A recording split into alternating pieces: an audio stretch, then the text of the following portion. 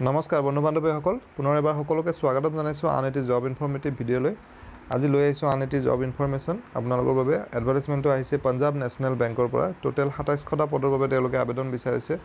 কি পোষ্ট হয় কোৱালিফিকেশ্যন কি বিচাৰিছে স্যালাৰি কিমানকৈ হ'ব এজ লিমিট কিমান ধৰি দিছে গোটেই কথাখিনি ভিডিঅ'টি ডিসকাস কৰিম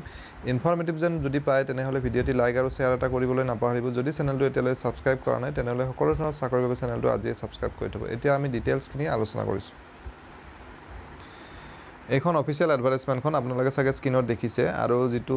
পোষ্টৰ বাবে তেওঁলোকে আবেদন বিচাৰিছে এইকেইটা এপ্ৰেন্টিছ পোষ্ট হয় আৰু অনলাইন ৰেজিষ্ট্ৰেচন অলৰেডি চলি আছে যোৱা 30 তাৰিখে আৰম্ভ হৈছিল আৰু 14 জুলাইলৈকে আছে সময় তাৰ আগতে এপ্লাই কৰিব পাৰিব যিসকলে ইন্টাৰেষ্টেড হয়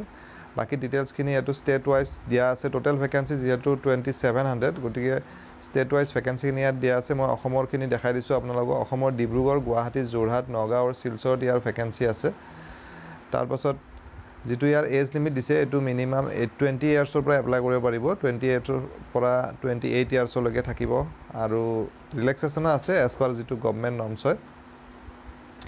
নেক্সট এডুকেশ্যন কোৱালিফিকেশ্যন গ্ৰেজুৱেট হ'ব লাগিব যিকোনো ডিসিপ্লিনৰ পৰা গ্ৰেজুৱেচন কৰা সকলে এপ্লাই কৰিব পাৰিব আৰু যেহেতু এটা এপ্ৰেন্টিছ পোষ্ট হয় তাৰ ট্ৰেইনিং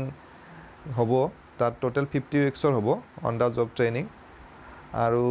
স্যালাৰি নাথাকিব ইয়াতে স্টাইপেন্ড দিব এটা ফিক্স স্টাইপেন্ড থাকিব আৰু যদি ৰুৰেল বা সেমি আৰবান এৰিয়াত পোষ্টিং হয় তেনেহলে 10000 কে পাব আৰবানত হলে 12000 আৰু মেট্ৰ হলে 15000 যিসকলে গ্ৰেজুৱেচন কৰি এনে আছে তেওঁলোকে